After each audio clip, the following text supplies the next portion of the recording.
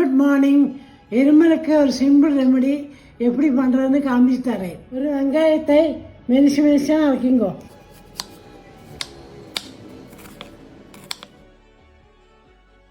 இந்த மாதிரி நறுக்கி வச்சுங்கோ. ஒரு கிளாஸ் பாட்டிலில் கொஞ்சம் வெங்காயம், கொஞ்சம் தேன், இந்த மாதிரியே வெங்காயம் தேனும் கலந்து கலந்து போட்டுங்கோ.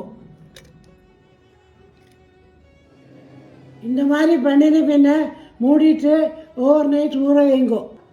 வெங்காயம் ஊற ஊற தண்ணி விட்டுக்கும், ஒரு சிரப் மாதிரி ஆகும்.